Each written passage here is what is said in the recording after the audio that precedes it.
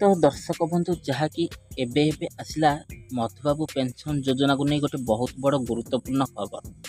जहाँकि वृद्ध बुढ़ा बुढ़ी को ठकीदेले आम राज्य सरकार। दर्शक बंधु जहाँकि एबे एबे आसला सब पेंशनधारी गोटे बहुत बड़ जबरदस्त खुशी ऑफर जेहेतु ओडिशा रे डबल इंजिन सरकार आसी जाइछि तो सेथिपाई सरकार लोक मानकु कहउछंती गोटे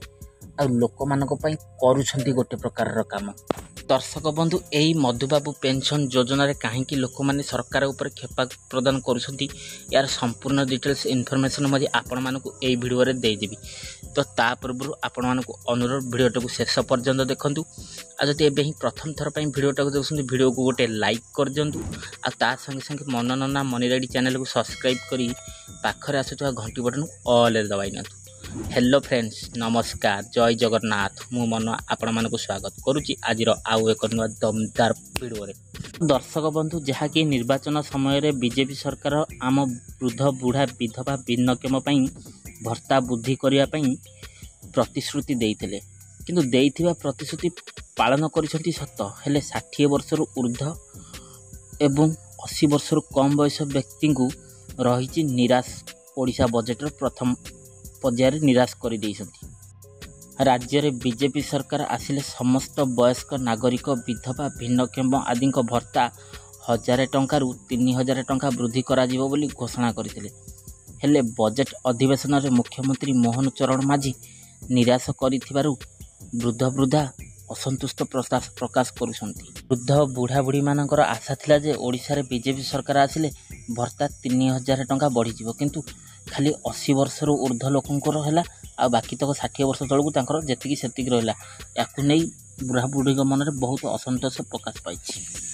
वृद्ध बुढ़ा बुढ़ी मानकर आशा थिला जे ओडिशा रे बीजेपी सरकार आसिले वृद्ध बुढ़ा विधवा और भिन्नक्षम दुख दूर हेबो हेले सेमिति किछि होई पारिला नाही। जे माने 80 वर्ष होइथिबो तांकु 3500 टका भत्ता मिलियो बोली आशा करूछंती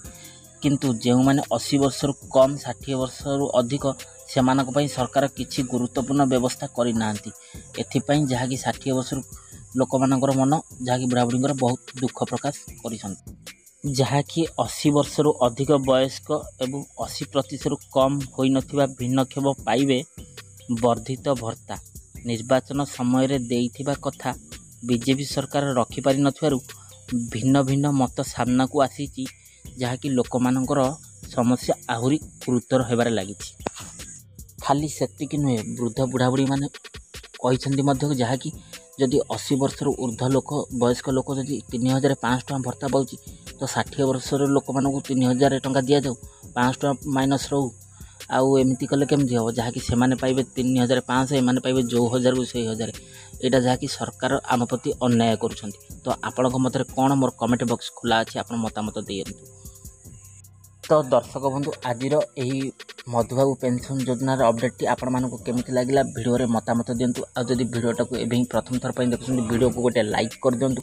आ ता संगे संगे मनोनना मनी रेडी चैनल को सब्सक्राइब करी पाखरे आसुवा घंटी बटन ऑल रे दबाई न